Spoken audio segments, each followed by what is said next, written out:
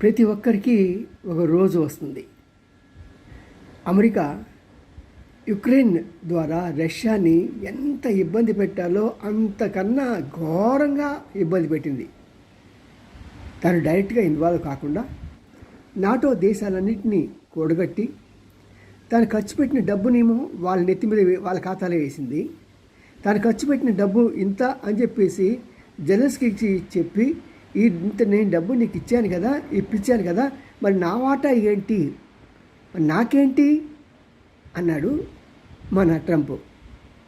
అని కావాల్సినవన్నీ కూడా, ఎందుకంటే మన ఈ దేశంలో ఉక్రెయిన్లో బంగాళదుంపలు చాలా బాగా పండుతాయి, దాంతోపాటు గోధుమలు విపరీతంగా పెడతాయి. ప్రపంచాన్ని మొత్తానికి ఆ యూరోపియన్ కంట్రీస్ అన్నింటిలోకి సప్లై చేసేది ఉక్రెయినే. మరి అలాంటి మంచి మంచి పొలాలు, ఇది కాకుండా రేర్ ఎర్త్ మెటల్స్ అని ఉంటాయి, అంటే ప్రపంచంలో దొరకని ఖనిజాలు, వాటి అన్నింటినీ కూడా తన పేరున, తన కొడుకు పేరున, తన ప్రభుత్వం పేరున రాయించేసుకున్నాడు. పాపం వాడికి క్యామిడీని ఎందుకు ఉన్నాడంటే జెలెన్స్కీని, వాడు అంతవరకు క్యామిడీ పాత్రలు పోషించేవాడు.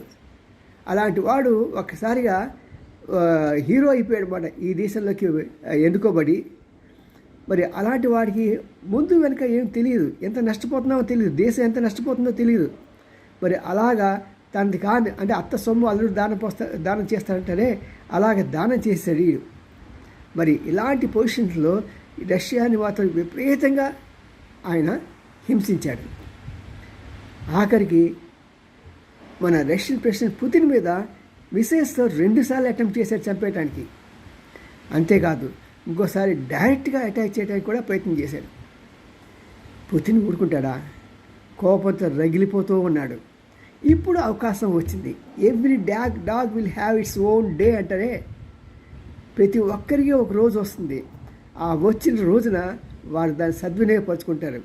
పుతిన్ అలాగే. ఇప్పుడేంటంటే మనకి ఇజ్రాయేల్ ఇరాన్ మధ్య యుద్ధం చూసుకుంటే, ఇజ్రాయేల్ చిన్న దేశం, మరి రష్యా ఇరాన్ చూసుకుంటే చాలా పెద్ద దేశం. అందులో భౌగోళికంగా చాలా కష్టంగా దీనికి ఈ యొక్క దేశాన్ని జయించడం. అన్ని కొండల లోపల ఎవరు ఉంటారో ఏంటో తెలియదు.